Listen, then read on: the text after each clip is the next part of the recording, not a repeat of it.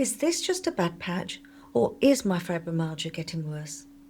If you live with fibromyalgia, this question comes up again and again, often after a few difficult weeks. You're more tired, recovery takes longer, things that used to feel manageable suddenly don't. And the hardest part isn't always the symptoms themselves, it's not knowing what they mean. So in this video, I want to bring some calm and clarity to that question.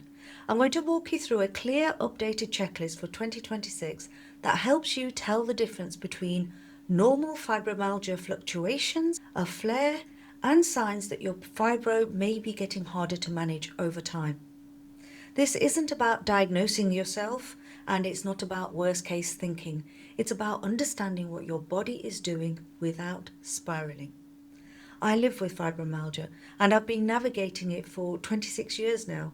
Alongside that, I work as a wellbeing coach supporting people who are living with long-term conditions and ongoing challenges. What I've learned, both personally and professionally, is that fear reduces when you stop tracking single symptoms and start noticing patterns. That shift alone stopped a lot of unnecessary panic for me. And that's exactly what this checklist is designed to help you do. Before we get into it, there's one thing that's really important to understand. Fibromyalgia is variable by nature. Symptoms change because the nervous system responds to many different inputs: physical effort, emotional stress, illness, change, sleep, and environment. So symptoms changing does not automatically mean that your fibromyalgia is getting worse. Fluctuation is part of the condition itself. Once you understand that, this checklist becomes grounding rather than scary. Now, when I say checklist, I don't mean something formal, just a simple way of sorting out what you're noticing. It's not about ticking boxes or labeling yourself. It's about making sense of what you're experiencing so you can respond calmly instead of second guessing everything. So the first part is signs that are usually normal fibro fluctuations and changes. These are changes that often feel worrying but are very common with fibromyalgia. Things like a few days of increased pain or fatigue, feeling worse after a busy day or emotional stress, symptoms that ease again with rest, pacing or time. These shifts are uncomfortable, but they usually settle again. They don't mean you've lost progress, they mean your system needed more recovery at that time.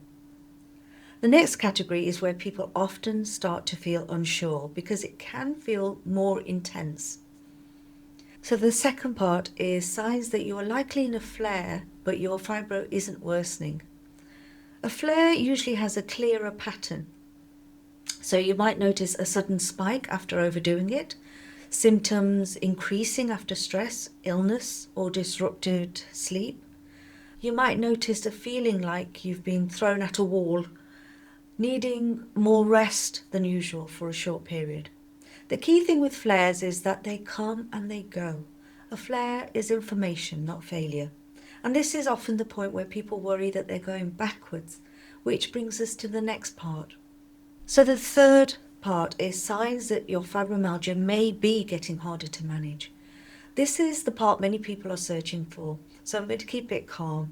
These signs show up over weeks and months, not over days. You might notice that your baseline energy is slowly lowering over a longer period of time. Recovery is taking longer than it used to, and symptoms are affecting more areas of life consistently. And that strategies that used to help no longer are enough. If you're hearing yourself in this, stay with me, because this doesn't mean what people often fear it means. Just want to pause here for a moment to say if this video is helping you feel clearer, you're welcome to like or hype it. It helps other people with fibromyalgia find calm, practical information too. So now let's look at what those increasing symptoms over a longer period of time actually means. So if your fibromyalgia is feeling harder to manage right now, it isn't because you failed or done something wrong. More often it means something has shifted around you. Your physical, emotional, or mental load may have increased. Your recovery time may have shortened without you realizing it, so you might have gone on for a longer time and not given yourself enough recovery time every time you've had a bit of a dip. Or the strategies that used to support you simply aren't enough for where you are right now. That doesn't mean that things are hopeless, it means your body is giving you information.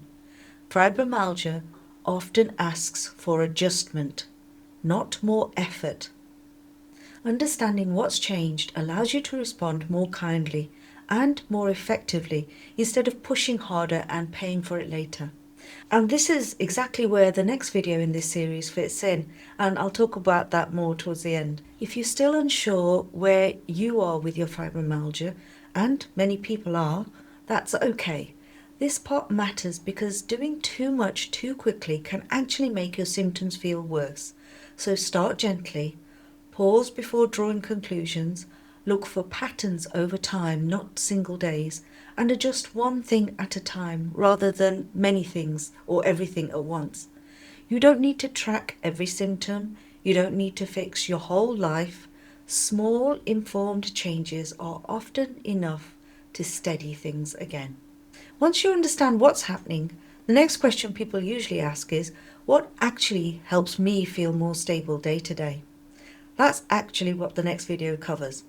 In video 3 of this series, I share 5 fibro-friendly habits that have made the biggest difference to my life, the foundations that help reduce crashes and create more steady days. Watch that right here next if you're ready for practical, gentle steps. Remember, fibromyalgia isn't linear. It doesn't go in a straight line. And one difficult period doesn't define your future. Clarity, being clearer yourself reduces your fear. Understanding reduces pressure, and you don't have to figure this out alone. Take care, and I'll see you in the next video.